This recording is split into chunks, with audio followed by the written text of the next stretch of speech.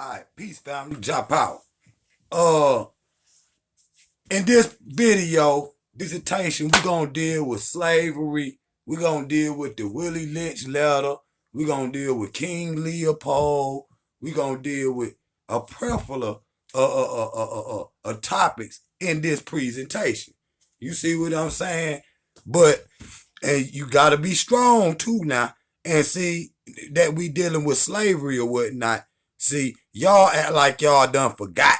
You see what I'm saying? Like y'all got amnesia or something. So King is here to remind everybody. You see what I'm remind everybody. So I want to go into my before we hit the lecture real quick. I want to go into my page and I want to play a video for y'all. I'm gonna play a video for y'all. So let me get this. Bear with me for a second. See if I can pull this video up. I want to run that for y'all just to set the tone. Make sure y'all like, subscribe, and share, man. Facts. Real. Yeah, there we go. There we go. Okay. Let's go to my joint. Yeah, I mean, hold on. Work with me right quick, family, because I got the I want to run this video to set the tone for y'all. You feel me?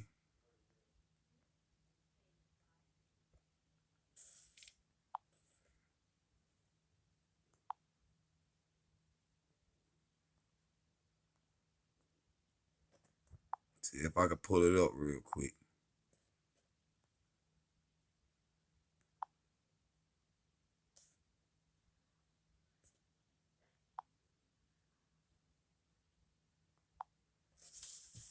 Yeah, but this gonna be an ill lecture, y'all, and I need y'all to make sure, man, y'all thumb up the video for the people can see it, man. You see what I'm saying? For the people can see. So, I'm gonna run this quick video, and then I want y'all to and then we gonna get into the lecture or whatnot. This the video right here. Okay. Let me make sure. Understanding is the best thing. Therefore, we shall go deeper into this area of the subject matter concerning what we have. Running from the top, cause ain't but two Take the female and run a series of tests on her to see if she will submit to your desires willingly. Test her in every way because she is the most important factor for good economics. If she shows any sign of resistance in submitting completely to your will, do not hesitate to use the bullwhip on her to extract that last bit of bitch out of her. Take care not to kill her, for in doing so you spoil good economics. When in complete submission, she will train her offsprings in the early years to submit to labor when they become of age. Understanding is the best thing. Therefore, we shall go deeper into this area of the subject matter concerning what we have produced here in this breaking process of the female nigger. We have reversed the relationship in her natural, uncivilized state. She would have a strong dependency on the uncivilized nigger male, and she would have a limited protective tendency toward her independent male offspring and would raise male offsprings to be dependent like her. Nature had provided for this type of balance. We reversed nature by burning and pulling a civilized nigger apart and bullwhipping the other to the point of death, all in her presence. By her being left alone, unprotected, with the male image destroyed, the ordeal caused her to move from psychologically dependent state to a frozen, independent state. In this frozen psychological state of independence, she will raise her male and female offspring in reversed roles. For fear of the young male's life, she will psychologically train him to be mentally weak and dependent, but physically strong. Because she has become psychologically independent, she will train her female offsprings to be psychologically independent. What have you got? You've got the nigger woman out front and the nigger man behind and scared. This is a perfect situation of sound sleep in economics. Before the breaking process, we had to be alertly on guard at all times. Now we can sleep soundly, for out of frozen fear his woman stands guard for us.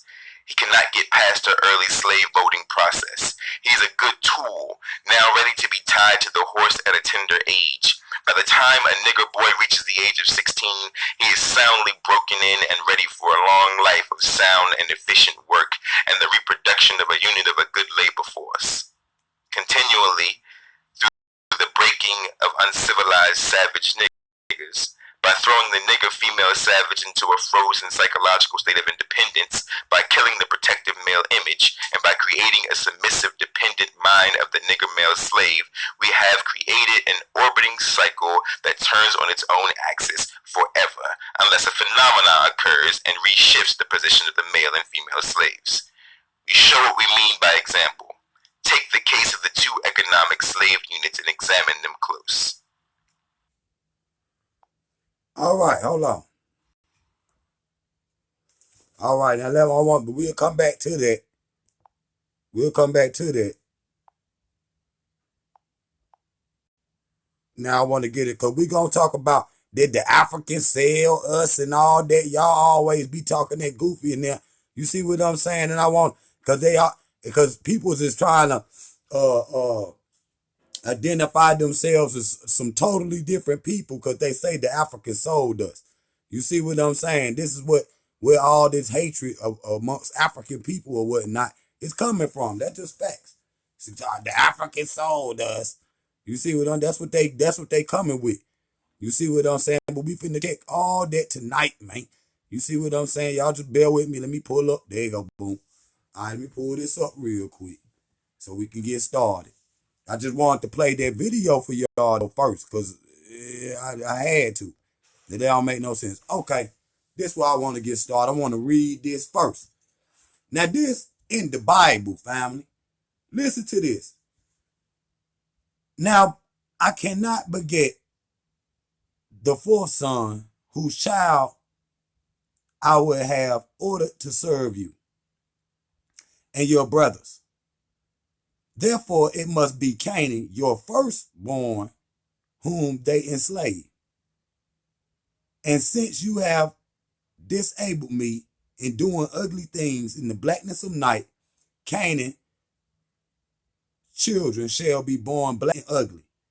Moreover, because you twisted your head around at my neck and seen my nakedness, your grandchildren hair should be twisted in kinks, and eyes should be red.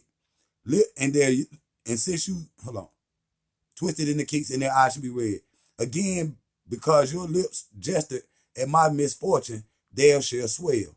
And because you neglected my nakedness, they shall go naked, and their male members shall be shamefully elongated. Men of this race are called Negroes. Therefore, their forefather Canaan commended them to love theft and fornication, and to be banded together in hatred of their masters, and to never tell the truth. You see what I'm saying? That's in the Bible, family. And see, they use this propaganda in the Bible to enslave Africans. You see what I'm saying? And it say, Canaan, your firstborn. You see what I'm saying? Which that show right there, they already knew black people, African people was the first people. You see what I'm saying? And then, you see what I'm saying? Everything that we are already, they tried to say God turned us black and ugly. You see what I'm saying? They turned us, you see, we should go naked or whatnot. You see, because we jested at his misfortune. We didn't want to say, you see, you naked. You shouldn't have been laying in there drunk. You see what I'm saying? But see, that goes to show the justification of slavery in the Bible. You see what I'm saying? That's why. So you dealing with a sick-minded people, a beast. See, we gonna be dealing with the KKK and all that today. You see what I'm saying? So, and I want to keep rolling. So at this point in time in the Americas, because we gonna get to the slave trade and all the ships, because they say where the ships and all of that. So at this point in time, the black family is on the run. You see what I'm saying? They got dogs out there. You see what I'm saying? And this is the mentality that he got from this book. You see what I'm saying? In the justification of slavery. And you see how sick-minded he is. So the black people is in America on the run, trying to escape the slave master. But see, that's why I always say the African Americans caught the hardest time, because you dealing like in the islands or whatnot. You got mountains or whatnot, like the Blue Mountains in Jamaica. The Africans could run up the Blue Mountain or whatnot and go high and maybe never get caught, never see the slave master again.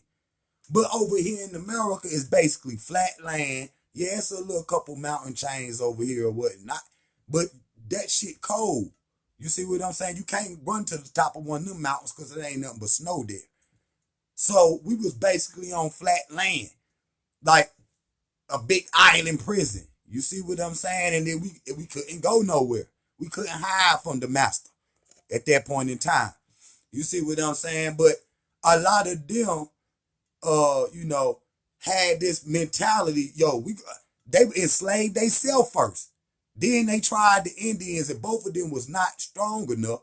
So they went to go get the Africans. And see, that's why I played a little bit of that Willie Lynch letter at first. But we going to get back into that. So we getting into the Black Confederates or whatnot. You see what I'm saying? And the Union Army or whatnot. Now I want to read something on them real quick. And we'll go from there. Listen to this now. Because you talking about Lynchburg, Virginia, 1861. Now listen to this. This is the Black Confederates.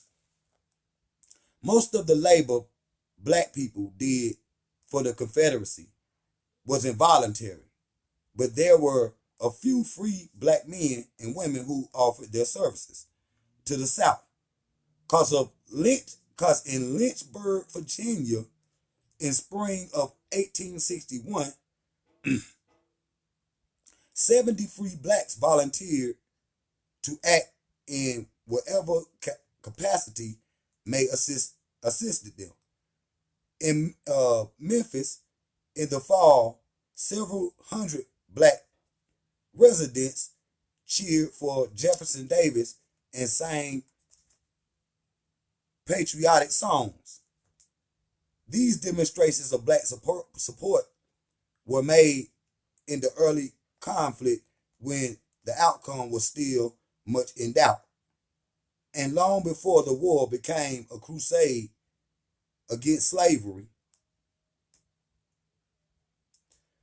The status of free black men and Southerners remained in particular and precarious in Virginia in 1861. Impressment laws like those applied to slaves compelled free black men to work with the Confederate defense around Richmond and Petersburg. Months before the war, South Carolina considered forcing its free blacks population to choose between enslavement and exile, and the legislature rejected the proposal. But the terrified state of free blacks people, many people of color there had been free for generations. Fair in complexion, they had the education skills to build homes and businesses. Some even owned slaves themselves. When the war came, many were willing to demonstrate their devotion to the South in desperate attempt to gain white acceptance. They lost their freedom and property in early 1861 before the formation of the Confederacy. But after the cession of South Carolina and 82 free black men in Charleston petitioned the government, Francis W. Pickens, to be assigned to any service where we can be useful. To distinguish themselves from slaves and show that their solidarity with whites, Southerners proclaimed, "We are by birth citizens." Who that sound like? Who that sound like? We by birth citizens. What? And they trying to show their appreciation and dedication and solidarity to the whites. And they say, "We are by birth citizens." in South Carolina. In our veins, in our veins is blood of white race and half of other somewhere and so much more. Why you ain't? He didn't even listen to this. We are by birth citizens in South Carolina, and our veins is the blood of the white race in some half, in others much more. He wouldn't even say African. Listen to that, and it's a black man trying to get kudos with the white people because he's scared of them.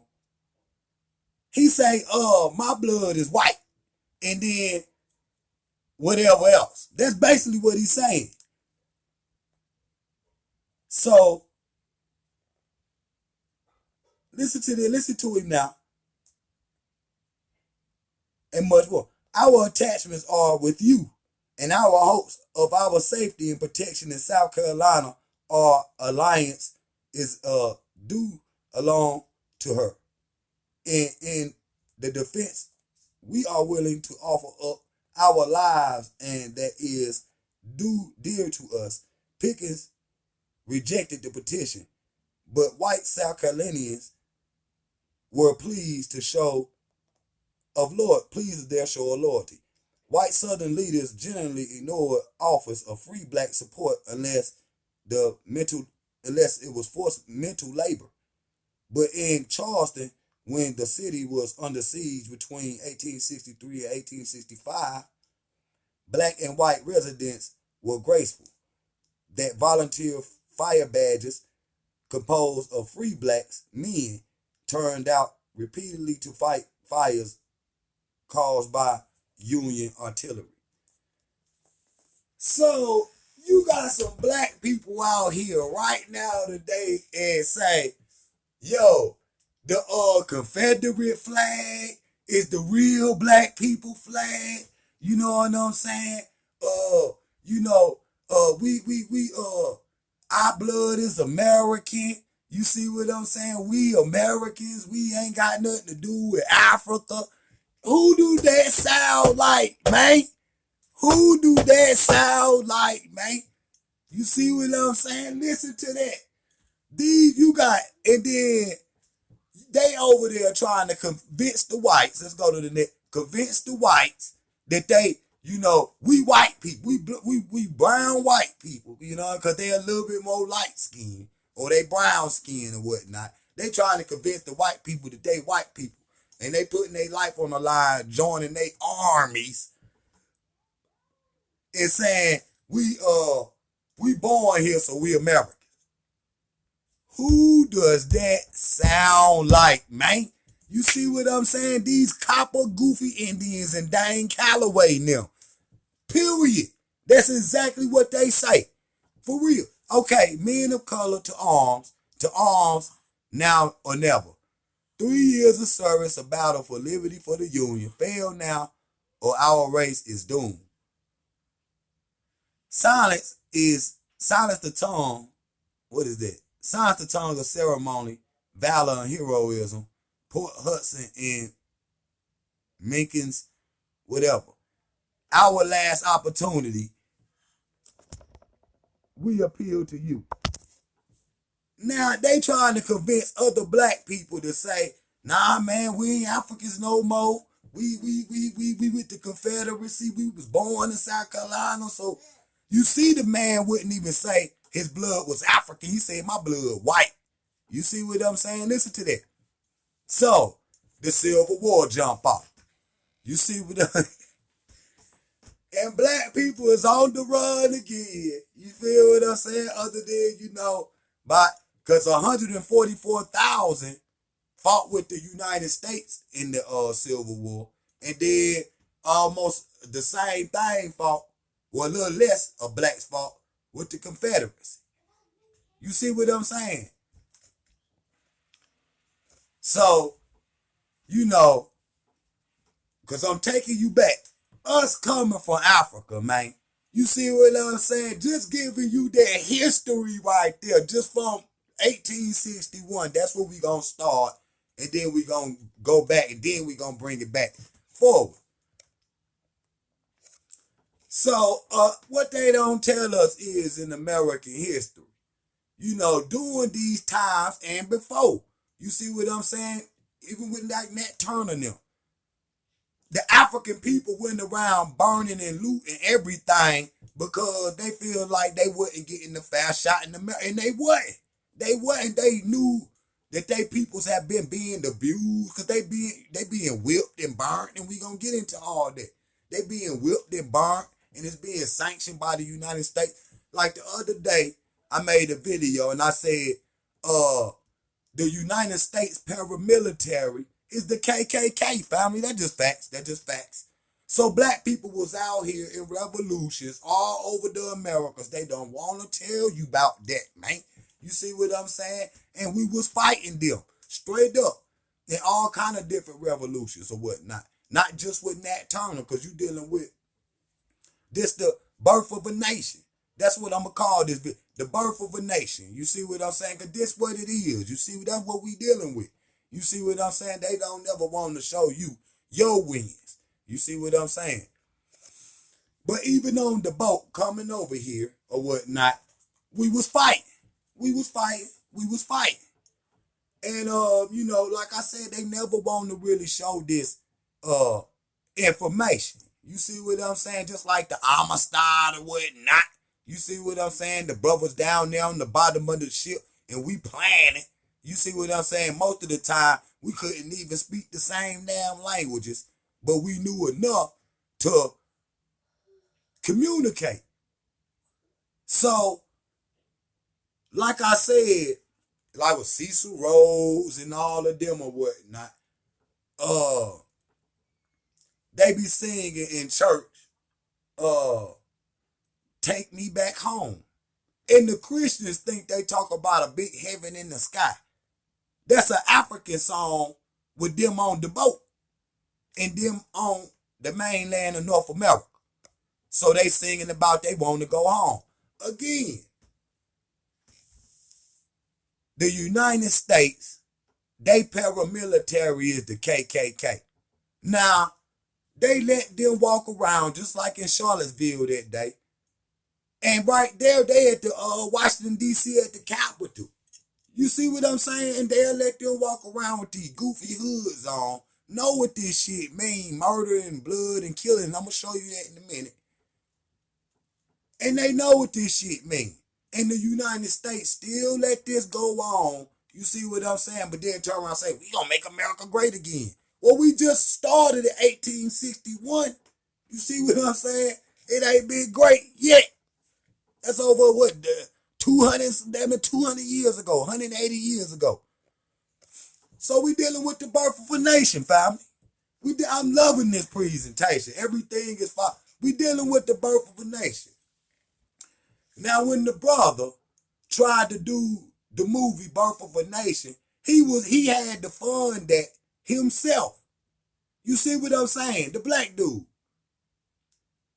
He had to, because Hollywood didn't want to even film it. And, finding investors for movies when you are an actor of his caliber shouldn't be a problem. Don't matter if you got banker friends or whatever, that shouldn't be a problem.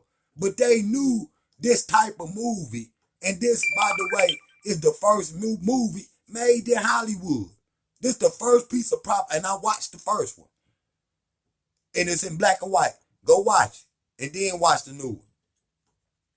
But this the first piece of propaganda that they show the American people in Hollywood.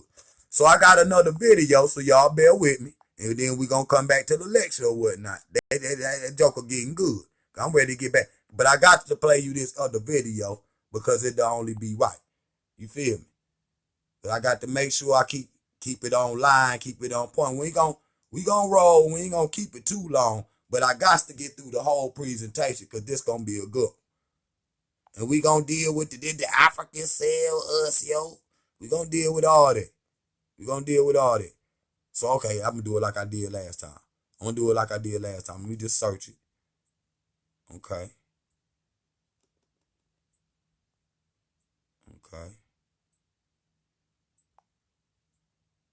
Now, I I got this video and I want to play it for y'all real fast. And then we're going to go back into the lecture.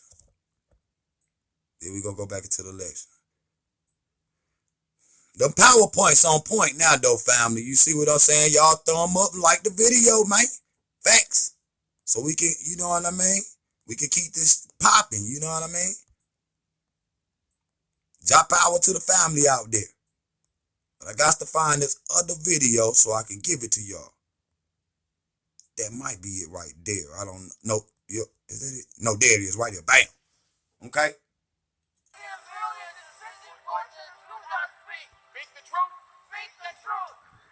Chop out. I do like to talk. Is that a virtue or a vice? Well, I have to admit, I've always wanted to be the quiet, mysterious type. Only I couldn't keep my mouth shut long enough. Would you punch yourself in a street fight, Mr. Burgess? No, sir. Then don't punch yourself in a word fight. You don't have to make fun of yourself. Use your humor against your opponent. Mr. Farmer. Yes, sir. Happy Mr. Farmer. Tell us one thing we don't know about your father. He was the first Negro PhD. One thing we don't know about your father, Mr. Farmer. He walked from Florida to Massachusetts to go to college at Boston University.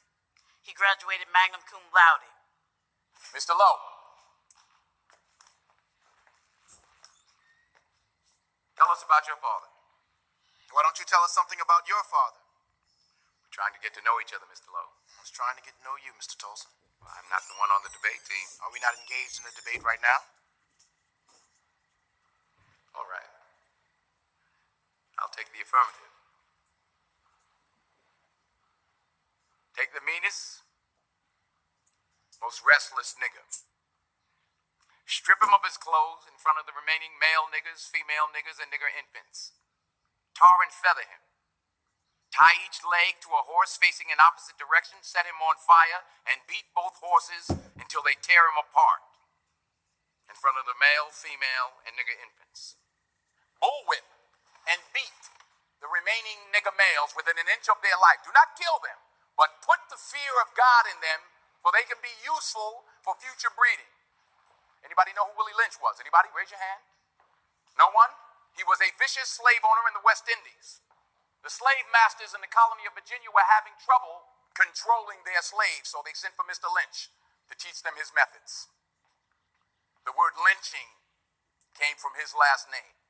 His methods were very simple, but they were diabolical. Keep the slave physically strong, but psychologically weak and dependent on the slave master. Keep the body, take the mind. I and every other professor on this campus are here to help you to find, take back, and keep your righteous mind. Because obviously you have lost it. These are dangerous people. Gets no wrong. Okay, now let's get back to the lecture. I want to run it. But I'm showing you, you know, the mentality of the people that we dealing with and the mentality that ultimately went into us. You see what I'm saying? That went into us. So let me get back to the presentation. Because I'm right on the money. Right on the money, family. Let's get back to it. Easy, family. But see, you know, dealing with the people with a because that's they psychology. You see what I'm saying? The psychology that they had went into the slave family. So let me get back to where we were. Okay, bam. So, you know, this come from out the book Without Sanctuary or whatnot. And so, you know, dealing with Willie Lynch, and we're going to deal with him in a minute. They would burn black people, man. And, you know, they would, if y'all know, y'all say, barbecue. And, what is that? What y'all be saying? Picnic. Well, picnic is pick a nigga, and we gonna barbecue him. This is where the word barbecue come from. You see what I'm saying? So dealing like we were just dealing with what Denzel just said.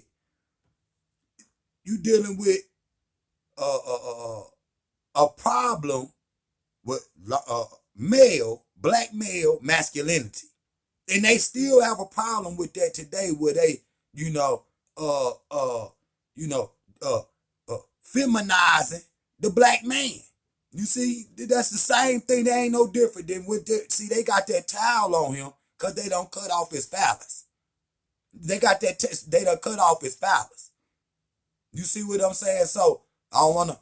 So you dealing with even at the, you see, the people couldn't even go inside the normal restaurants or whatnot. You see what I'm saying? And to be, able to have the full, so-called full, range of America and actually be an American. That's why they went and fought in that Civil War, so they would have they thought they was gonna have the opportunity to be an American. But after the war, this is what was still put up here. Whites only. Whites only. Don't accept no Negroes. Can't no Negroes come in this barbershop. We only want white tenants in our community. You see, that's the United States. And like we dealt the other day with the sundown towns, man. Them signs and shit still up in the South. You see what I'm saying? The United States ain't making them take it down. So you dealing with heartfelt lynching this afternoon at 5 o'clock in New Orleans. You see what I'm saying? We gonna lynch and burn us a nigga. You see what I'm saying? They were sending postcards, and we gonna get into that in a minute. Hundreds of thousands of white people, and they will show up with their picnic baskets, waiting on them to hang and barbecue a Negro. So, again, this is the origin of barbecue. And on the 4th of July, y'all celebrating fake Independence Day or whatnot, and y'all out there barbecuing. But at one point in time, it was you on the menu. That's just facts. That was you on the menu. They would cut body parts and I don't want to be and eat them. That's just facts. That's just facts. And you see all them people up there smiling, man, and they burning the body, man. What kind of peoples is these? What kind of people? That's why they owe their reparations. So a man was lynched yesterday. They downtown Manhattan. They just got it hanging out the window. You see what I'm saying? Like it just, when they got some hot bread for sale. We hung us a Negro yesterday, bragging about it. And now look at these motherfuckers. And a lot of these peoples,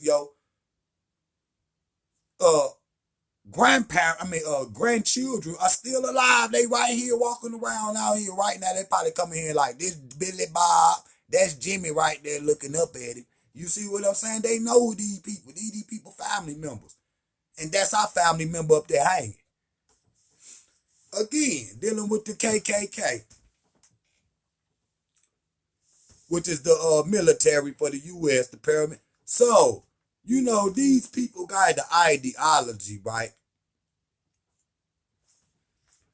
That they some kind of special people, and they the great white race.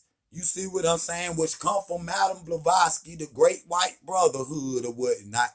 Come from Madame Blavatsky or whatnot. And, some people get mad because, the grand dragon of the KKK accepted a meeting with Marcus Garvey. But Marcus Garvey was wanting to meet with him to figure out, like, how is y'all, same thing I'm up here saying, how is y'all out here operating in the United States like that? That's like, because the KKK is the white nation. And at the time, Marcus Garvey, he's still the leader of the black nation. He ain't even here. He's still the leader of the black nation. But so you got two heads of state meeting. You see what I'm saying? And he trying to figure out how is they operating in the United States all out in the open like this. and the United States don't do nothing. This is what I'm saying about them being the paramilitary of the U.S. And that's what Marcus Garvey ended up finding out that night. And that's all he really wanted to know, really.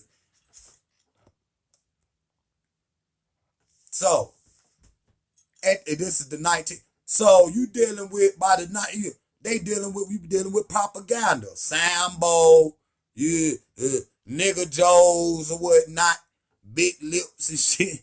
You see what I'm saying? This is what they was on. And this is some tar baby soap that cost 5 cents. So you go down to the damn Wooden Walmart back in the day, and you gonna see you some tar baby soap. You see what I'm saying with your face?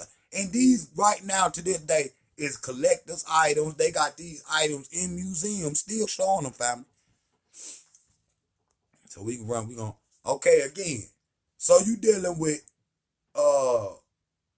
Without Sanctuary again, the book Without Sanctuary.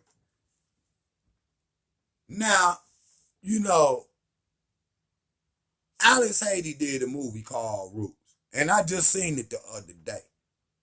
And that's the personal experience of that man family, but it the first part of it give a small synopsis of the transatlantic slave trade, and we gonna get into that in a minute. But you see how they done whooped that man back all up, which is inhumane. That's just facts. And I look at these pictures, because it's hard to look at these pictures. But I look at these pictures as a teacher, in a scholarly way. You see, because it's hard for me to look at them too. But this is what Billie Holiday was singing about when she made the song Strange Fruit. You see, with a strange fruit, which was weirdly written by a white man. It just baffled me. Go look at the video I did on Billie Holiday. Strange Fruit. This the strange fruit. We dealt with the Bible. We dealt with that. Okay, this is. Okay, we can't go. So this is the, King James Bible. Now, I done heard, this is King James in 1919, family. So this is the man that sent the army to kill the Indians, the same army that went and captured the Africans. This is the man that sent them. King James. And I heard some ISUPK Israelites say that King James is black. No, he ain't. There you go. No, he ain't. There you go. So, in King James, I'm gonna give you. He's a homosexual. He's buried in Westminster Abbey over there in Britain, man. Beside his male lover. King James had a tunnel dug from his male lover's house to his bedroom. So, everybody already knew he was gay, but he was, I guess, still shame about it. So just so his lover could get to his lover, you know what I mean? And his lover could get to him, he dug a tunnel from his lover's room to his room in his house so they could go back and forth without prying eyes can see. So, King James is the man that set off, a lot of what was going on after the Civil War. I mean, during before the Civil, after the Civil War, 1619 or whatnot, doing slavery in 1619. But this is the man, family. And we know the majority of the Africans that's in America came in 1619. Yes, some came in the 1500s with the Spanish. Understandable. But this the man that sent the Britons. Now, here go the Africans again. These are some of the contraptions that they use in slavery. You see what I'm saying? You see the thing around his neck that tried to make it hard for him to get away. Before he can't run, he get caught on bushes or whatnot. Because if it wasn't for that thing, you ain't catching no African. You see Usain Bolt? Okay. Now, this the man of the hour, who we was trying to get to, Willie Lynch. Now, in 1712, on the banks of the Jamestown River in Virginia, he delivered a speech. And he tell his, and we done went through most of what he said, but he tell the slave owners down in the West Indies how to control his slaves or whatnot. And the thing about it is, the word lynching again is his name. And we just seen the strange fruit. So I done heard people say, oh, the Willie Lynch letter was a hoax and Willie Lynch ain't no real person. It don't matter. The tactics that's in that letter was used. So it don't matter if it was a man called Willie Lynch or not. But according to United States history, that's Willie Lynch. Now, because we dealing with 1619 now. We dealing with 1619, we dealing with the 1700s, 1700s. So here go the slave ships. Now on August the 3rd, Christopher Columbus set sail in 1492. Christopher Columbus set sail from the west coast of Africa, really. But they say Spain and Portugal for Queen Isabella and Ferdinand on the quest to go to actually India. But he got off course, and I'm being nice. He got off course and landed in Hispaniola. Today we call it Haiti. Now he describes the people as he's coming to the shores. He say he see Ethiopians. Ethiopians. He didn't say no other. He said he seen Ethiopians on ships leaving Hispaniola. That's what he write in his own journals. But when he arrives, the Indians, he says the Indians is red complected or whatnot, and they Asiatic type people. But he say the Indians tell him that blacks came here trading in gold-tipped spears, like the throwing spears. You see what I'm saying, with gold tips on it. You see what I'm saying? Which is evidence of Africans in America before the Columbus. Now the Indians tell him this, and then he write down, so he going coming to South America, the islands or whatnot, down there in what they call the West Indies. And that's why it's called the West Indies, because he got lost thinking he was in India, so he called the people Indians. You see what I'm saying? He called the people Indians. And, you know, as he's coming to the Americas, he's passing Africans, leaving on their own ships, according to his own journals. So, this right here, those are slave ships. You see what I'm saying? Well, slave ships. The first slave ship was called the Good Ship Jesus. So they would pack up to 170 Africans in the bottom of these ships. You got a man quarter, you got a woman's quarter, and you got a baby quarter. So they separated us on the boat. So the women was in one part of the compartment, you see at the bottom down there, and the men was at the front of the compartment, and they kept the little boys and the little kids in the middle.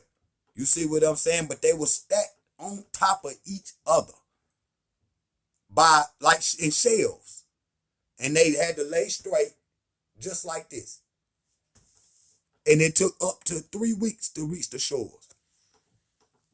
So this is an American seal right here of an African bowing down, asking for freedom from the United States, saying, I am a man, I am a brother. You see what I'm saying? So but this is, like Dr. Clark always say, this is an attack on the mind. This is an attack on the mind. So, okay.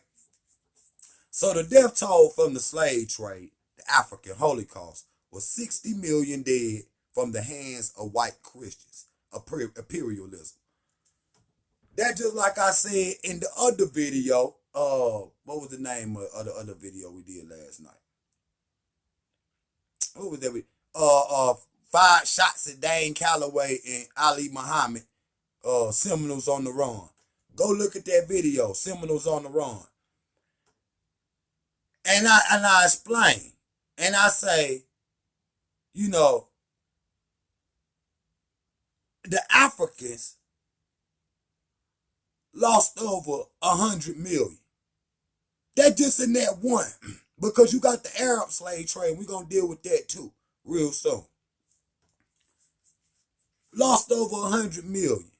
Now, like you got the Trail of Tears, you got the Trail of Bones, which is 1,400 miles from the west coast of Africa to Charleston, South Carolina, and Georgia, to the coast of North Carolina and Georgia.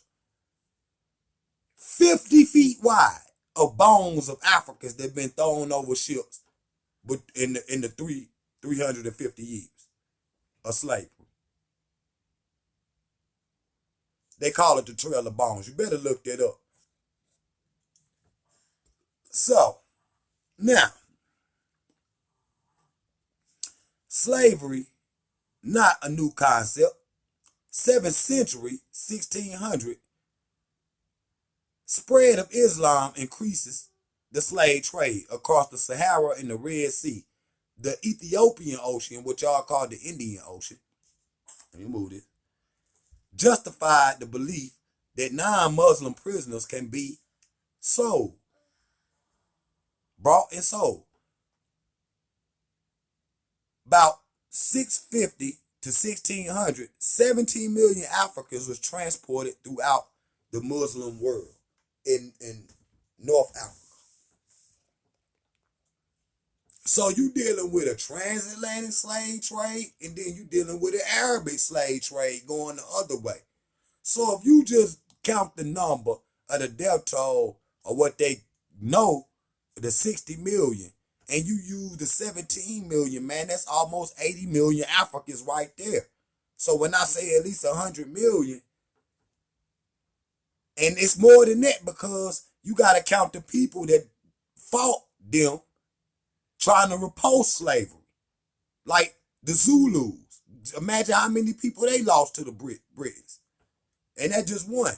So, and you got many. You got Leopold and them, and we're going to deal with him real quick.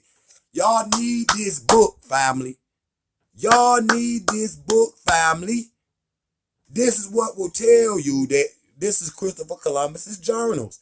Christopher Columbus and the African Holocaust, slavery, and the rise of capitalism. So, written by Dr. Clark too. Go get this book. Because this is, he explains what I just explained about Christopher Columbus's journals and his journey going to the West Indies and how he see Africans passing him going the other way back towards Africa. Period. He writes this himself, man. Facts.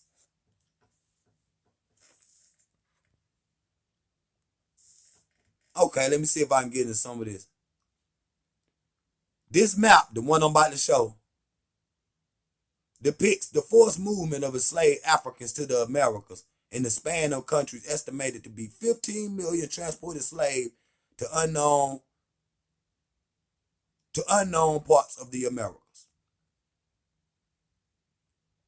Most enslaved people ended up in South America and the Caribbean. Nearly 500,000 was transported to North America and almost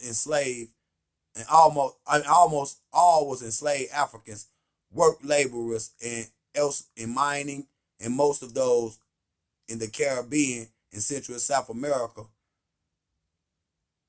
Okay, what was that? I lost my spot. In Central and South America, the population was reduced to individuals' life expectancy that of equal population. In Africa, Europe traders dealt with African suppliers, captured slaves, and importantly,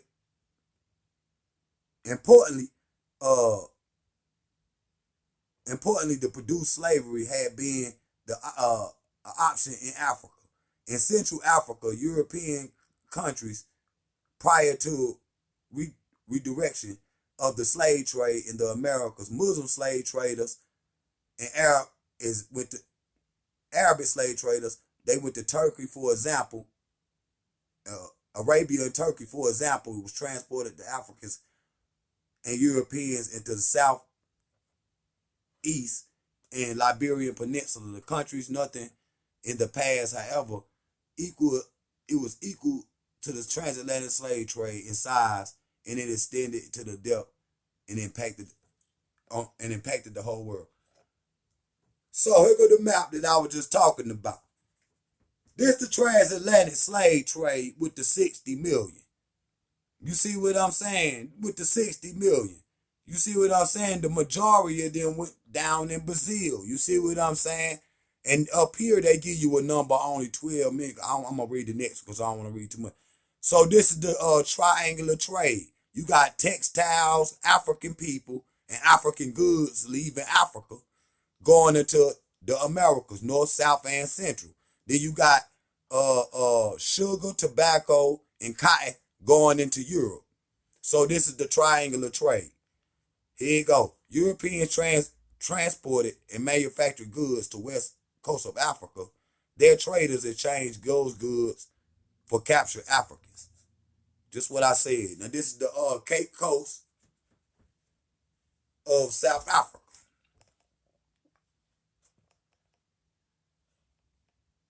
So we dealing with apartheid.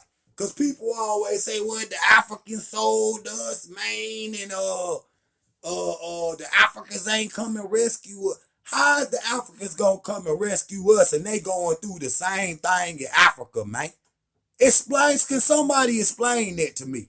They going through the same thing in Africa. It was a war, family, and we the prisoners of the war, and we got beat. They're just facts. Y'all know Mandela got locked up or whatnot. So they was fighting the war. These the Boers in South Africa, the fake Afrikaners, these the white people that want to be Africans or whatnot. Knowing y'all from England, see, they say the same, just like we showed in America. We want whites only towns and we don't want black people here. They done them the same way. Caution, beware of natives. You see what I'm saying? That same white area only. That's right over there in Johannesburg. They can see the Cape, the Divisional Council of the Cape. Whites only area. Whites only area. They did us the same way, family. So I don't want to hear that we sold each other. No, it was a war we was fighting. The white people. We lost this time, and it ended up with us over here, man. You see what I'm saying? Now, if you take the Fulani or whatnot, and they were great slave repulsors. It ended up becoming great slave traders. So if you look at you look at the Fulani people, and you look at the African Americans, they are the exact opposite. I mean, the exact same. If you look at the Fulani people in Africa, the Cameroon, if you look at them, and you look at the African Americans, they is the exact same. A lot of us is Fulani. You see what I'm saying? Whether it was by force or by choice, because the Fulanis and the Dogons got a daggone infinity war going on. And then we asked the Dogons, say, well, what y'all going to war for with the Fulanis? And the Dogon, Hogan said, which is the king of the Dogon, the Hogan said, we don't know. We just been fighting, and which shows that's a colonial war been left since these people left. You see what I'm saying? Some of them might have got something from the European, and some might didn't, and then they went to fighting against each other, and they went the European with the line saying, this, that, and the third about y'all tribe or whatnot, and had us to fighting each other. That's just facts, family. So I don't want to hear nothing about we enslaved each other, because you got the apartheid, man. You see what I'm saying? And what happened there, this is a small example, happened all over Africa with the Arabs and the white people, going both ways, just like I explained. You see what I'm saying? So I don't want to hear that.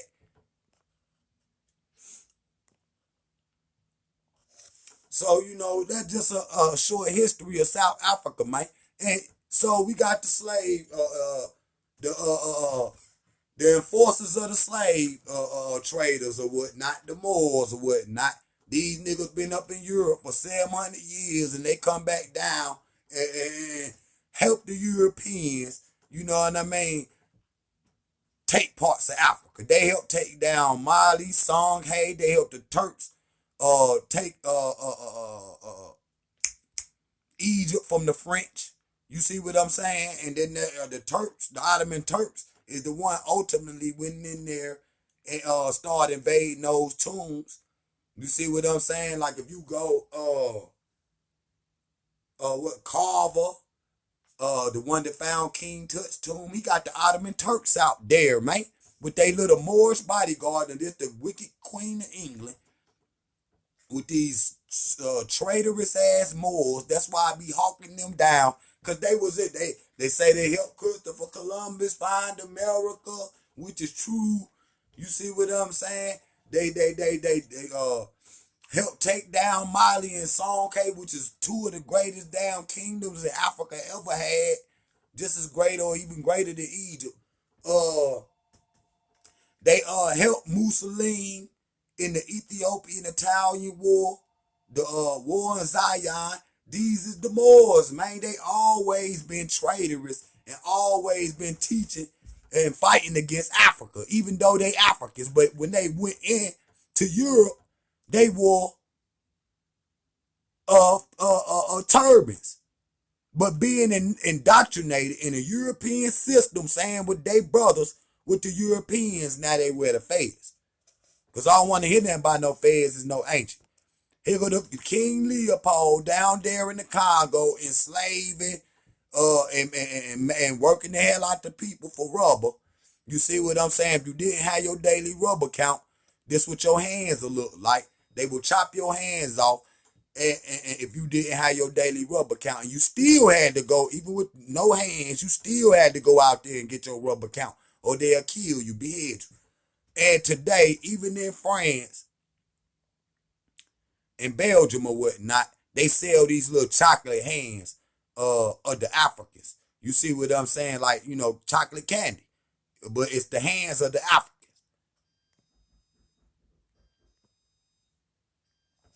Now I want to deal with this right here, man. I want to deal with this, man. Like when we was talking about the religion, they always paint the devil black and God white. It's a war of the mind, man. This is propaganda right here. Just like the other, this is propaganda right here. Look at it. Look at it. Got the devil black. You see? But God white. That's propaganda, family. So that was the last slide. You see what I'm saying? I hope y'all enjoyed that. Y'all like, subscribe, thumb up the video, family.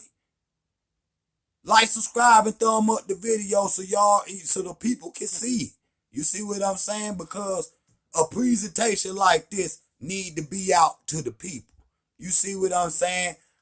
Thanks to the people that's already done subscribe, all the new subscribers coming in. Hey, welcome to Job Power University, family. We go over everything over here, man. Straight facts and straight to the point. So, family, I got another video coming in just a minute. I'm finna load this one up, and I'll see y'all in a minute. This was the birth of a nation. Job Power. See y'all in a little bit.